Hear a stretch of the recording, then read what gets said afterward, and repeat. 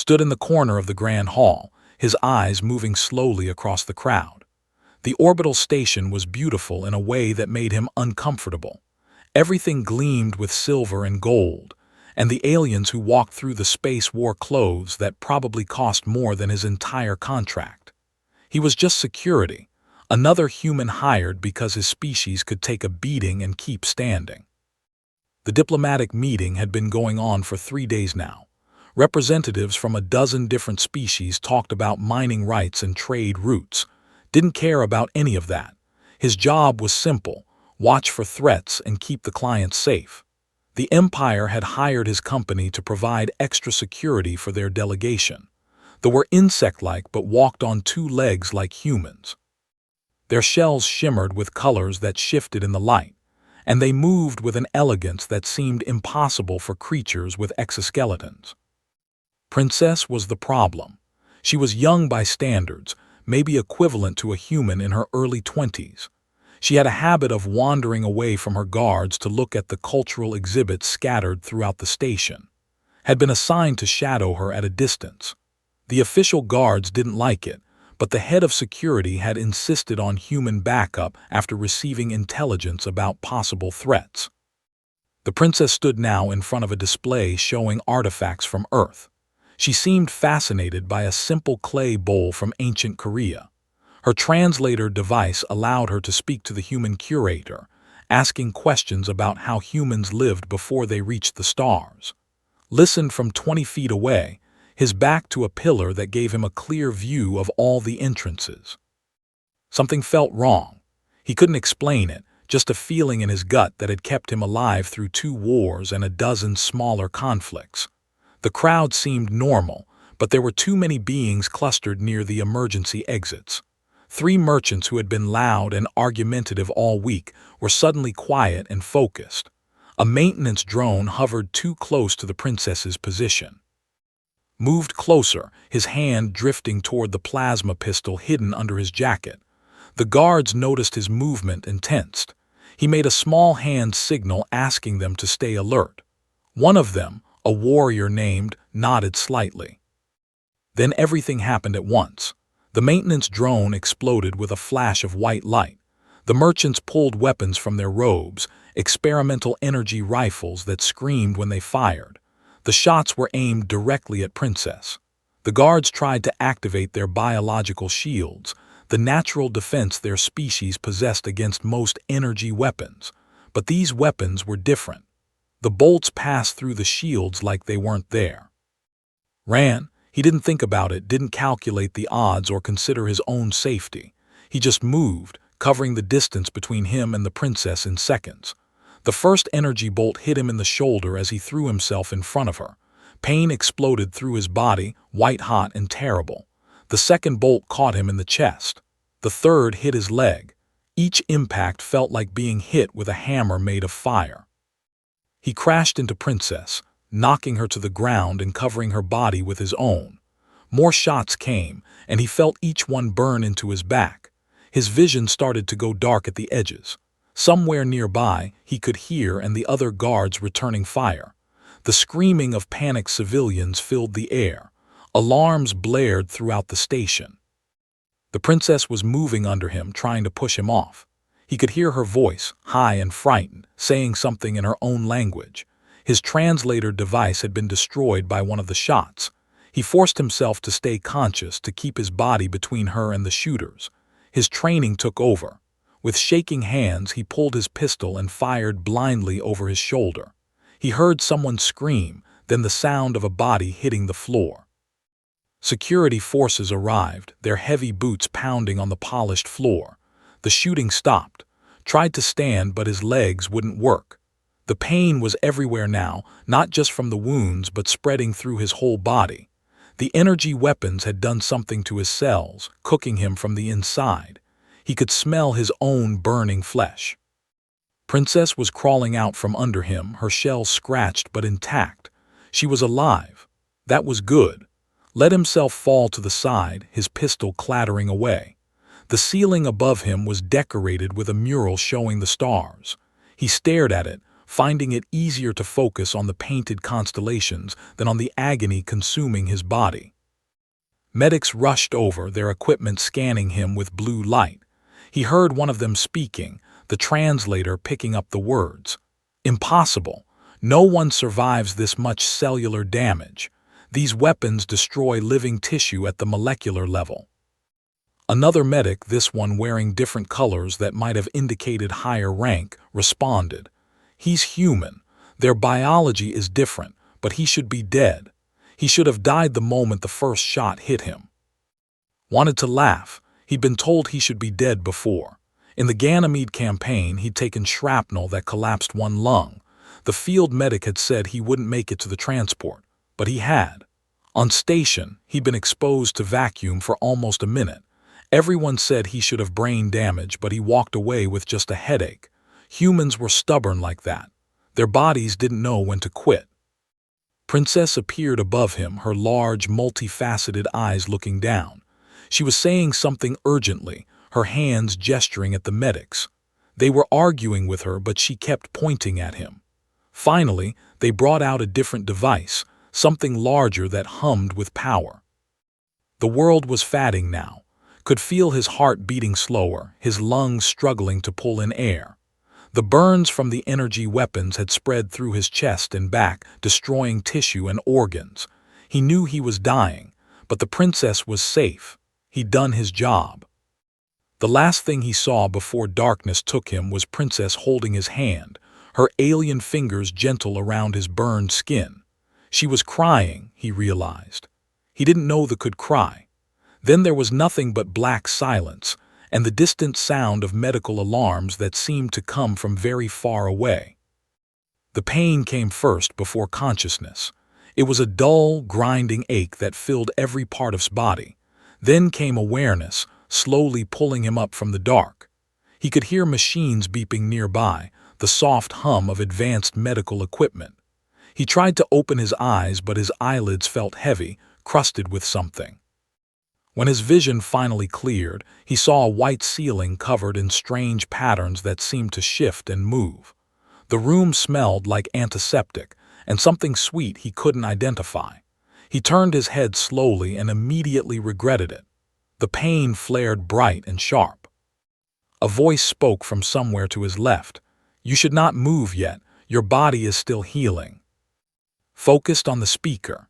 It was smaller than the warriors he'd worked with, wearing what looked like medical robes. The being's shell was a pale blue color, different from the darker shades of the royal guards. "Where am I?" His voice came out as a rough whisper. His throat felt like he'd swallowed broken glass. "The Imperial Medical Facility, Sector 7. You have been unconscious for 3 weeks."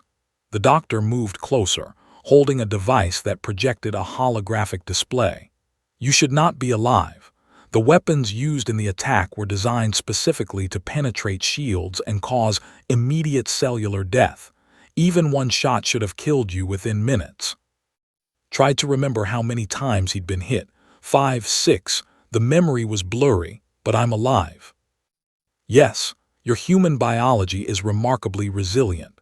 Your cells simply refuse to die. We had to develop entirely new treatments because our normal procedures were inadequate." The doctor tilted his head in a gesture that might have been curiosity. "You are now the most studied human in the Empire. Every medical facility wants to understand how you survived." Before could respond, the door opened. Princess entered, followed by 2 guards. She rushed to his bedside, her movements quick and agitated. "You're awake. The doctor said you might wake today."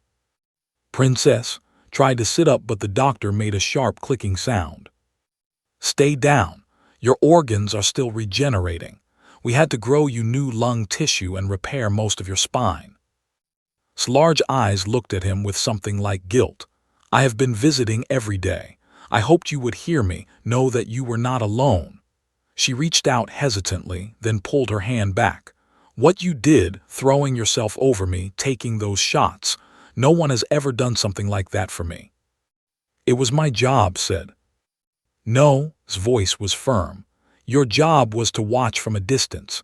You were not required to sacrifice yourself, Most beings would have found cover and returned fire. You should have lived." The doctor made that clicking sound again. "The princess is correct. Your actions were beyond standard security protocols. They were irrational from a survival perspective." Closed his eyes.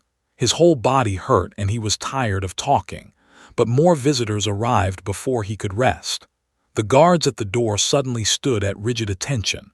A new presence entered the room and could feel the change in atmosphere immediately. Everyone became very still and formal. He opened his eyes to see a tall female wearing elaborate robes of deep purple and gold. Her shell was darker than, almost black, with patterns of silver that seemed to glow. She wore a crown that looked like it was made from crystal and metal combined. Even without being told, knew who she was. Empress looked at him with eyes that seemed to see everything. She studied him for a long moment before speaking. "So this is the human who saved my daughter's life." Tried to bow his head but couldn't move much. "Your Majesty, you have caused quite a situation of Earth." The Empress moved closer, her robes rustling. "Your survival has become news across multiple sectors. A human withstanding weapons meant to kill instantly. Some are calling it a miracle. Others call it propaganda. What do you call it?" "Lucky," said. The Empress made a sound that might have been amusement. "Perhaps, or perhaps humans are simply harder to kill than we believed." She turned to her daughter. "Leave us." The princess looked like she wanted to argue but bowed and left the room. The doctor also departed, leaving only the guards. The Empress waved a hand and even they stepped outside, closing the door behind them.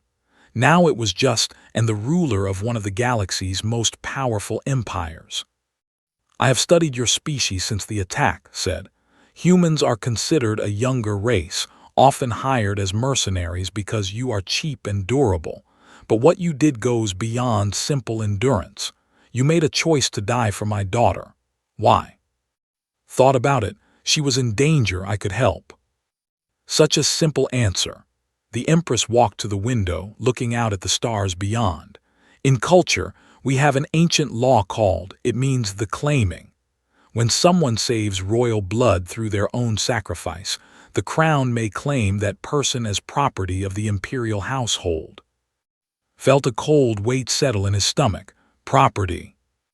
The law was created thousands of years ago, meant to honor warriors who protected royalty in battle. Those claimed were given positions as personal guards, advisors, sometimes consorts. They lived in luxury but belonged to the crown completely. Turned back to face him. The law has not been invoked in over 2 centuries, and never for an alien. "I'm not," said carefully.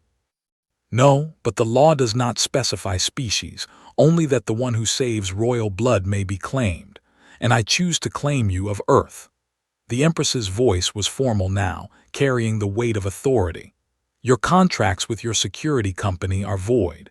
Your legal status is changed.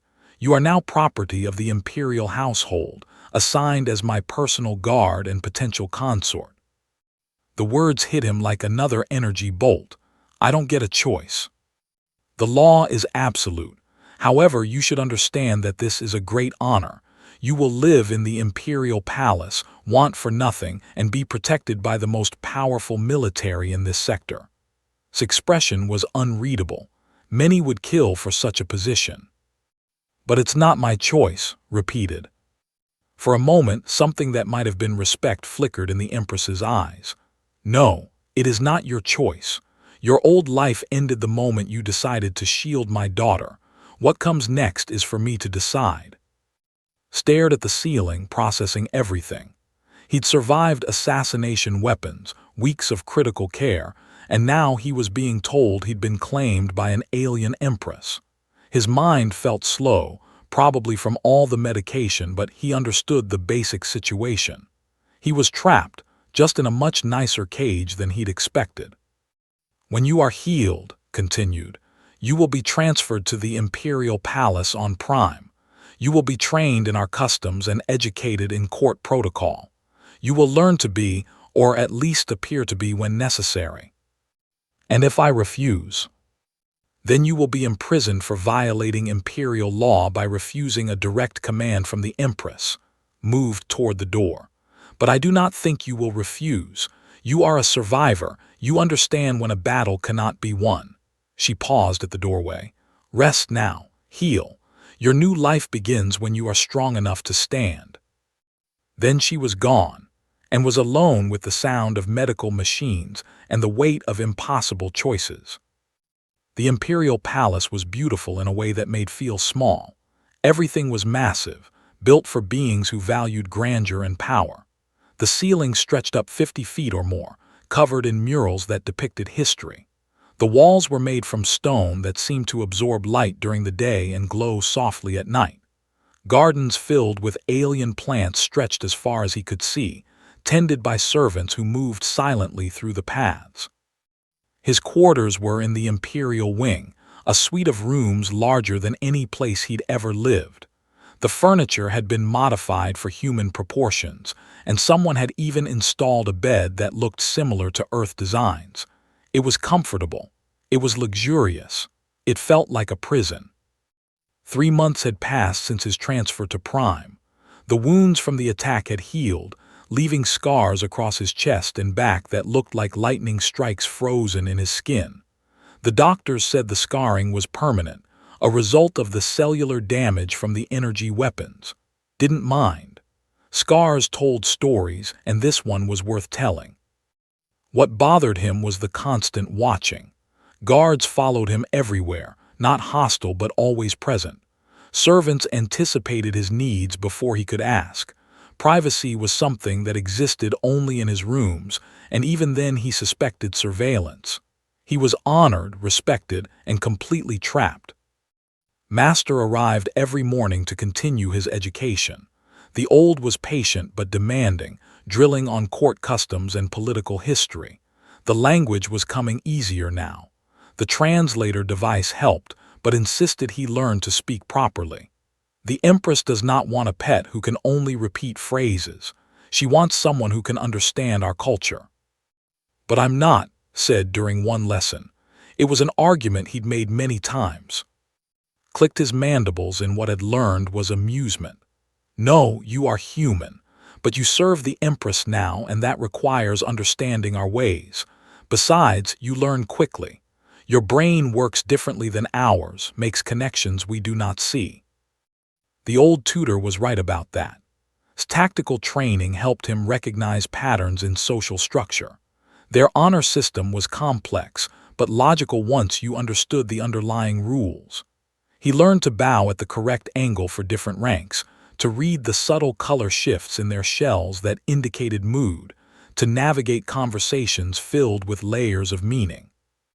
What he struggled with was accepting his situation. Every day felt like surrendering a piece of himself. He'd been a soldier, then a contractor, always in control of his choices. Now every decision was made for him, from what he wore to where he went.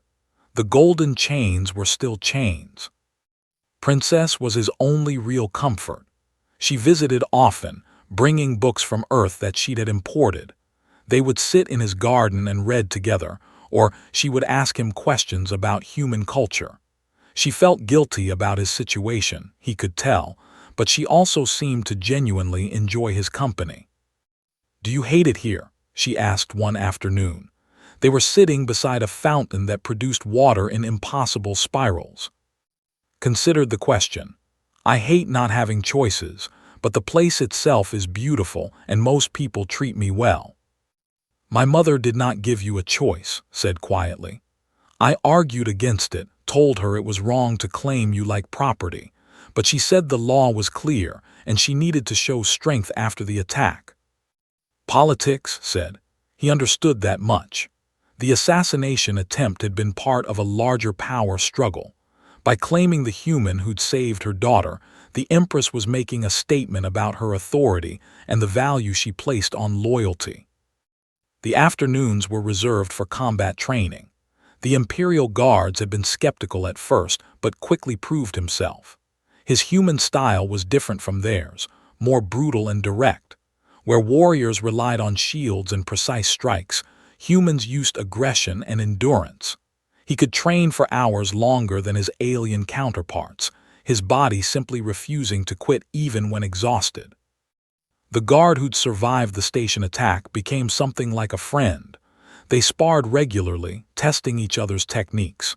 "You fight like you are already dead," observed one day after a particularly intense session. "No fear, no hesitation, just forward motion." "That's how humans survive," replied, breathing hard. "We're not the strongest or the fastest, we just don't stop." Word of his training session spread. Other guards came to watch, curious about human combat methods. Some asked to spar with him. Notice that Empress sometimes observed from the upper balconies, though she never announced her presence. 6 months into his new life, the Empress began requesting private audiences. The first few were formal, debriefings about his integration into palace life. But gradually the conversations changed, became more personal. She asked about Earth, about human wars, about why he'd chosen to become a soldier. "My family was poor," explained during one evening meeting. They sat in her private study, a room filled with books and star charts.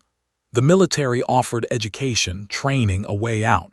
I was good at it, so I stayed." "And after the military?" asked. She dismissed her attendance, which was unusual. It was just the two of them. "Private security, same work, better pay. I'd planned to save enough to buy land somewhere quiet, maybe start a farm." He smiled at the absurdity of it now. "Guess that's not happening." "You could have died on that station," said. "You chose to shield instead. Why, you barely knew her." "Because it was right," said simply. "She was in danger and I could help, that's enough." Studied him for a long moment. Such simple morality. In my world, every action has a dozen calculations behind it. Political implications, economic considerations, strategic advantages. But you just saw someone in danger and acted. No thought for yourself. "I'm not special," protested. "Any human would have done the same." "Would they?" The Empress leaned forward. "I have studied your species extensively since claiming you. Humans are capable of terrible cruelty and amazing compassion, often at the same time. You choose which side to show. That is not simple biology. That is character." The conversation stayed with for days. He'd never thought much about why he did things, just did what seemed right in the moment, but saw something in that simplicity that fascinated her. The assassination attempt came without warning. Was returning from the training grounds when 3 figures in dark clothes emerged from a side corridor. They moved fast, weapons already drawn. He reacted on instinct, diving sideways as energy bolts scorched the walls where he'd been standing. His own weapon was in his hand before he hit the ground. He fired twice, both shots hitting center mass. One attacker fell. The other 2 split up, trying to flank him. Palace guards were shouting in the distance, but they'd be too late. Rolled behind a statue, using it for cover as more shots came. His training took over, turning off fear and emotion, leaving only tactical assessment. The second attacker came around the left side, was waiting, shooting him in the leg then the chest as he fell. The third was smarter, staying back and using covering fire. But he was too patient, giving time to angle for a better shot. When the assassin leaned out to fire again, put 2 rounds through his skull. The whole fight lasted maybe 20 seconds. 3 dead attackers, 0 hits on. Palace guards arrived to find him standing over the bodies, weapons still raised, checking for other threats. The captain of the guard, a massive named, stared at the scene with something like shock. "You killed 3 trained assassins alone," said.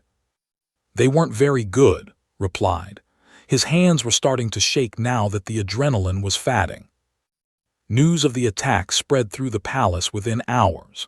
The dead assassins were traced to a rival noble house, angry about a human being elevated to imperial status. The Empress ordered purges of the conspiracy, dozens arrested and tried for treason. But what everyone talked about was how the human had survived another assassination attempt, killing his attackers with brutal efficiency. That evening, Empress came to his quarters. She entered without knocking, dismissed his guards, and stood looking at him for a long moment. "You could have been killed." "But I wasn't," said. "You humans are either very brave or very stupid." But there was something in her voice that wasn't anger, respect maybe, or something else. "Probably both," admitted. For the first time since he'd met her, Empress smiled. A year had passed since life had been claimed by the Empress. The palace that had felt like a prison now felt more like home, though he'd never admitted out loud. He knew the secret passages used by servants, the best spots in the gardens for quiet reflection, and which guards were worth talking to. He'd learned to read body language better than most natives, could speak their formal court dialect without his translator, and understood the complex dance of imperial politics. The formal ceremony where Empress named him happened on a cool morning in the throne room. The name meant moonlight, a reference to how Earth's moon reflected the sun's light. "You are not," had explained privately before the ceremony, "but you reflect what is best in us, show us truths we had forgotten, like moonlight making visible what darkness hides." The title came with new responsibilities, as he was officially the Empress's personal guard, answering only to her. He accompanied her to diplomatic meetings, stood behind her throne during court sessions, and traveled with her on official visits. The role placed him at the center of imperial power, and he saw firsthand how exhausting leadership could be. 3 months after the ceremony, they traveled to the border sectors to inspect military installations. The Empire's strength came partly from its formidable navy, and the Empress made regular tours to maintain morale and show the flag. Had expected routine inspections and formal dinners. What he found instead changed everything. The refugee ship appeared on long-range scanners during their third day at the border station. It was a human colony vessel, old and damaged, barely holding together. The captain sent a desperate message requesting asylum. 200 humans aboard, fleeing from a corporate war that had destroyed their settlement. They were out of food, low on water, and their life support was failing. Stood beside the Empress on the command deck as they listened to the distress call. His jaw tightened hearing the fear in the captain's voice, the crying children in the background. These were his people, suffering and desperate. "They are not our concern," Admiral said. The military commander was old school, focused entirely on strategic interests. "Human refugees bring complications. Other powers will question why we showed favoritism." "They're dying," said quietly. Glanced at him. In the months they'd spent together, she'd learned to read his expressions. She saw the tension in his shoulders, the way his hands clenched. "You wish to help them." "They're human," said, "my people." The Empress was silent for a long moment, considering. Knew the calculations running through her mind. Helping refugees had political costs. Resources would be diverted. Questions would be asked. But he also knew she'd been watching him, learning from him, trying to understand what drove human behavior. "Bring them in," finally ordered. "Provide medical care, food, and temporary housing. We will find them a settlement world within our borders." The Admiral looked shocked. "Your Majesty, the political implications are my concern, not yours." The Empress's voice carried absolute authority. "These are people. He has served me faithfully, even when he had no choice. This is the least I can offer in return." The refugees were in bad shape. Visited them in the medical facility, walking among people who looked like him, spoke his language. They stared at him with confusion and hope. He wore clothes now, carried imperial weapons, and spoke their language. But he was still human, still one of them. A young woman, maybe 20, grabbed his arm. "Is it true that you're the human who saved the princess, that the Empress claimed you?" "It's true," said. "Then you understand," the woman continued, tears in her eyes. "What it's like to be powerless, to have no choices. Help us, please." He stayed with the refugees for hours, listening to their stories. The corporate war had been brutal, fought over resources and territory with no regard for civilian lives. These people had lost everything, watched friends die, fled across space with nothing but hope. They reminded him of himself before the military, desperate and looking for any way out. That night he couldn't sleep. He found himself wandering the palace until he ended up outside the Empress's private chambers. The guards let him pass without question. He'd earned that privilege over the months. He knocked softly. Answered wearing simple robes rather than her formal dress. She looked tired, the weight of leadership showing in ways the public never saw. "It is late." "I know, I'm sorry, he struggled to find words. "Thank you for helping them, you didn't have to." She studied him, then stepped aside. "Come in." Her private rooms were surprisingly simple compared to the palace's grandeur. Books filled the shelves, star charts covered the walls, and a single desk held stacks of reports. This was where she worked late into the night, handling the endless demands of empire. "You asked why I helped the refugees," said, pouring 2 glasses of something that looked like wine. "I did it because of you." Took the offered glass. "Me. In the year you have served me, you have taught me something I had forgotten. Compassion is not weakness. Simple kindness offered without calculation has its own power."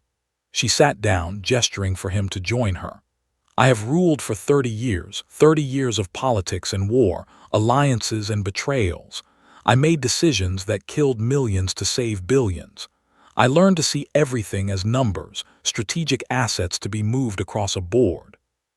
She took a drink, her shell colors shifting to darker shades. "Then you threw yourself over my daughter without thinking. No political calculation, no expectation of reward. Just a human who saw danger and acted. It reminded me that power should serve more than just maintaining itself." "I'm not special," said. He'd said it before, but it still felt true. "You are to me," met his eyes. "Do you know why I truly claimed you? It was not just the law or political theater. I claimed you because in that moment when you decided to die for, I saw something I had not seen in decades. I saw what I used to be, before the crown and the weight of empire. I saw someone who still believed that doing the right thing mattered." The admission hung in the air between them. Realized with sudden clarity that this woman, this powerful empress who commanded fleets and controlled worlds, was lonely. She'd lost her mate in a war years ago, had carried the burden of leadership alone, surrounded by people who saw her only as the crown she wore. "You could dissolve said quietly. "Give me back my freedom. I've been thinking about it lately. You've been kind, more than fair, but I'm still property under the law." Looked at him for a long moment. "Is that what you want?" He thought about it, really thought about it. A year ago he would have said yes immediately. But now, the palace was home. The work he did mattered. And somewhere along the way, between formal dinners and late-night conversations, between political meetings and combat training, he'd started to care about the woman behind the crown. "No," he said, "I want to choose to stay, not because the law says I have to, but because I want to be here." "Then I dissolve your claim," said immediately. "As of now, you are free. The no longer binds you. You may leave whenever you wish, return to Earth or join those refugees I granted asylum." "And if I choose to stay?" Something shifted in her expression, vulnerability showing through the imperial mask. "Then you would stay not as property or duty, but as something else, something we would have to define together." Stood up, moved closer to where she sat. He was human and she was, their species separated by millions of years of evolution. But he'd learned over the past year that some things transcended biology. Loneliness, respect, the slow growth of feeling that came from truly knowing another person. "I choose to stay," he said, "not as the claimed guard, just as who wants to be here." Reached out, her hand touching his face gently. Her touch was careful, mindful of the differences between them. "My court will be scandalized. A human consort for the Empress is one thing when bound by law. A human lover by choice is something else entirely." "Let them talk," said. He'd faced assassins and energy weapons. He could handle gossip. Her shell colors shifted to warmer tones, something he'd learned indicated happiness. Then stay of Earth. Stay and help me remember why power exists, to protect, not just to rule. He stayed that night, and many nights after, as their relationship changed from duty to something neither had expected but both had needed. The warning came 3 hours before the attack, an encrypted message from a loyalist spy embedded in-house, one of the great noble families. The message was simple and terrifying. The coup starts tonight. Read the message twice, then ran to find the Empress. She was in the war room with her military council, discussing routine border patrols. He burst through the doors, ignoring protocol. "We have a problem." Admiral started to object to the interruption, but raised a hand for silence. She'd learned to trust instincts. "Speak." He handed her the tablet with the message.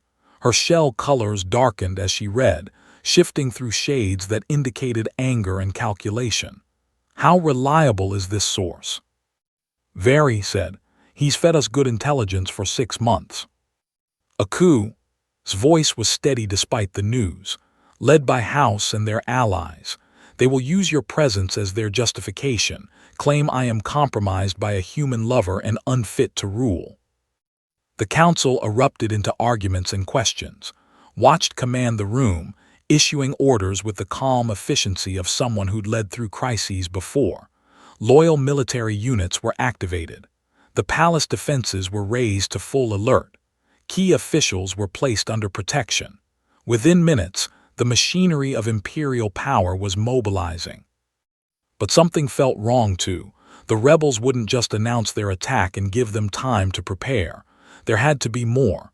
"This is too easy," he said. "They know we have spies. They'd expect us to hear something." Looked at him sharply. A distraction. Maybe. His tactical mind worked through the possibilities. "Where's Princess?" The question hung in the air for a moment before one of the guards spoke up. "She attended a cultural event at the Museum of Imperial History. She should be returning within the hour." Cold fear gripped his chest. That's the real target. The coup announcement is meant to lock us down here while they grab. With the princess as hostage, they have leverage. His colors flashed through several shades at once, a sign of intense emotion. "Dispatch the royal guard to the museum immediately. Full combat deployment." "It's too late," said. He was already moving toward the door. "By the time they get there, she'll be gone. I can move faster with a small team." "You cannot go alone against an unknown number of enemies," said, but her voice carried fear, not command. "I'm not alone," looked at the guards in the room. "I need volunteers, humans if any are available. We move fast, hit hard, and get the princess out. Simple extraction." 3 humans stepped forward immediately. They were refugees had helped settle, now serving in the Imperial Guard. He trained with them over the past months, teaching them human combat tactics. They weren't the biggest or strongest guards, but they were fast and stubborn, and they owed their lives. Also volunteered, the warrior who'd become his friend. "You will need someone who knows the museum layout." 5 against an unknown number, bad odds but had faced worse, came to him, took his hand in hers. "Come back to me." "Always," he promised. They took a fast transport to the museum, pushing the engines beyond safe limits. The building was dark when they arrived, the normal lights shut off. Bodies of the princess's guard detail lay scattered near the entrance. Checked them quickly, all dead, killed efficiently. Professional work. "They've got maybe a 10-minute head start," he said. "Best route to the exit points. 3 main exits plus service tunnels." The warrior pulled up a holographic map. Service tunnels are the smart choice, less visible, multiple branching paths. They split into 2 groups, and 1 human took the main exits, led the other 2 into the tunnels. The darkness didn't bother him. He'd fought in worse conditions. His eyes adjusted, and he moved forward with his weapon ready. The tunnels branched and twisted, chose paths based on instinct and tactical logic. Where would he go if he was extracting a hostage? He'd want quick access to transport but also cover in case of pursuit. That meant the Eastern Service exit, the one closest to the spaceport. He was right. They found the rebel group 20 meters from the exit, 8 fighters in dark armor carrying military-grade weapons. Princess was bound and being dragged along, her shell showing stress patterns. The rebels were confident, moving without much caution. They expected the palace to be locked down dealing with the coup threat. Didn't hesitate. He shot the rear guard twice before the man knew he was there. The other 2 humans opened fire from different angles, creating crossfire that the rebels weren't prepared for. The tunnel erupted into chaos. Energy bolts filled the narrow space, moved forward trusting his instincts and training. One rebel went down, then another. But these weren't amateurs. They adapted quickly, using as a shield and falling back toward the exit. One of them threw a plasma grenade that exploded with terrible heat. The human beside took the blast full on, his body absorbing the worst of it. He screamed and fell, his armor melted to his skin. The other human was hit in the shoulder but kept fighting. Felt the familiar rage of combat take over, the cold fury that made him dangerous. He charged forward, weapon firing. The rebels had to split their attention between him and the other shooter. It was the opening he needed. He got close enough to go hand to hand, using his knife to slash at joints in their armor. Were strong, but their exoskeletons had weak points. He exploited everyone. A rebel put his weapon to his head. Stand down or she dies. Didn't stand down. He shot the rebel in the arm holding the weapon, then tackled him as the gun went flying. They hit the ground hard and ended the fight with his knife, but he'd left himself exposed. Another rebel fired, the energy bolt catching him in the back. Pain exploded through his body, different from the station attack but just as terrible. The new wounds burned like fire. He felt ribs crack, smelled his own flesh cooking. But his body had survived worse. It knew how to keep going even when it should shut down. He rolled, fired upward, and the rebel fell. The last 2 broke and ran. The remaining human guard chased them down, shooting both in the back as they tried to reach their transport. Then it was quiet except for the sound of crying. Tried to get up, but his legs wouldn't work right. The wound in his back had done something to his spine. He could feel his body trying to compensate, rerouting signals, keeping him alive through sheer stubbornness. He called out, "Are you hurt?" She crawled over to him, her bound hands making movement awkward. "You came for me. You got shot again. You're always getting shot protecting me." Part of the job, managed. Blood was filling his mouth, a bad sign. He must have punctured something internal. The surviving human guard came back, looking at with wide eyes. "You're hit bad. We need to get you to medical." "Get the princess first," said. Tell her it was worth it." His vision was going dark. He'd survived so much, but maybe this was finally too much. The human body could only take so many impossible wounds before it gave up. He could feel himself fatting, his heartbeat slowing. Was screaming for help, her voice echoing in the tunnels. Medical teams arrived, he heard them but couldn't see them anymore. Someone was working on him, shouting orders. The pain faded to a distant thing, less important than the darkness pulling him down. He thought about Earth, about mountains he'd never see again. He thought about his face the last time he'd seen her, the fear in her eyes mixed with trust. He'd kept his promise. He'd brought her daughter back. The darkness took him, and he fell into nothing. Consciousness returned slowly, painfully. Became aware of voices speaking urgently in. Medical equipment beeped steadily. His body felt different, wrong somehow, like it wasn't quite his anymore. "The integration is holding," someone said.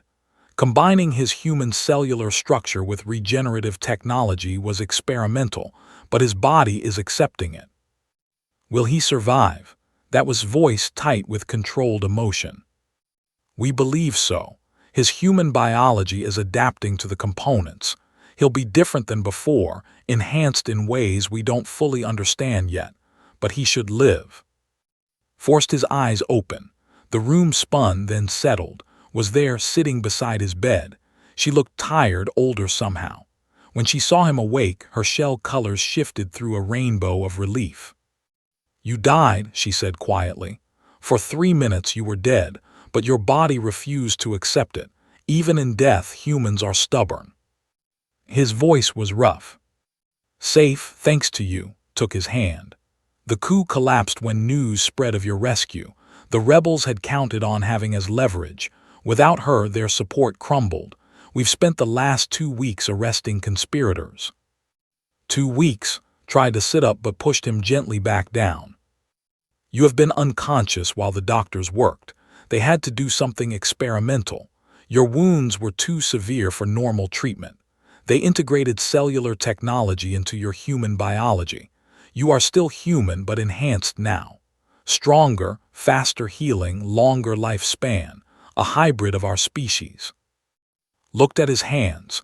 They looked normal but felt different, like there was energy running just under his skin. "I'm a guinea pig." "You are alive." Colors showed fierce protectiveness. "And you will never have to face danger alone again. I have reformed the law. No one may be claimed against their will. What happened to you will never happen to another." "Good," said. "There is more," hesitated, then continued. "I wish to formalize our bond. In culture, this means a public ceremony declaring you my equal partner. Not property, not servant, but true consort. The court will object. Many will be angry, but I do not care. I am choosing you as you chose me." Smiled despite the pain. "Will there be a fancy party?" "An enormous one, with speeches and ceremonies that will bore you terribly." "Then I accept," he said, "on one condition." "Name it." "Those human refugees I helped, the ones who fought with me. They proved themselves. Let them join the Imperial Guard officially. Let humans have a real place in your empire, not just as mercenaries but as citizens." His colors shifted to warm tones. "It is already done. I have declared all humans within our borders to be citizens with full rights. Your species will have representation in the Imperial Council. Earth is opening formal diplomatic relations with us. Your sacrifice has changed how the galaxy sees humanity." The news hit him harder than any weapon. What he'd done, just trying to do the right thing, had somehow shifted political reality. Humans were being taken seriously now, not because of military might or economic power, but because one human had kept refusing to die while protecting others. Princess entered the room, moving carefully. She looked out with tears in her large eyes. "You saved me again, and you died doing it." "But I got better," pointed out. She laughed, the sound slightly hysterical. "Only you would joke about dying." She became serious. "I spoke to the council. When my mother steps down, I will rule. And my first act will be to make sure no one ever questions your place here. You are family now, truly." Over the following weeks, recovered. His new hybrid biology healed faster than pure human tissue would have. He was stronger, his reflexes quicker, his endurance even greater than before. The doctors said he might live for centuries now, his extended by the modifications. The bonding ceremony was held on a clear day when both of Prime's suns were visible in the sky. Thousands attended, and millions watched across the empire. Wore formal robes that combined human and styles. Stood beside him, radiant in her imperial dress. The ceremony was long and filled with ritual, but didn't mind. He stood before the assembled court and spoke the ancient words, binding himself to not by law but by choice. And when she spoke her vows in return, declaring him her equal partner, her consort, and her love, he saw the woman behind the crown clearly. They stood together looking out at the crowd, at a future neither had planned but both had chosen. A human and an empress, joined together in a bond that would reshape their worlds. Behind them, Princess smiled. And somewhere in the crowd, refugees who'd become citizens cheered for the human who'd refused to die, who'd shown the galaxy that sometimes the most powerful force wasn't weapons or politics, but the simple, stubborn belief that doing the right thing mattered. Squeezed hand and she returned the gesture. His old life was gone, lost the moment he'd thrown himself over a princess he barely knew. But what he'd gained was something he'd never expected: a home, a purpose, and someone to share it all with. It had been worth every sacrifice.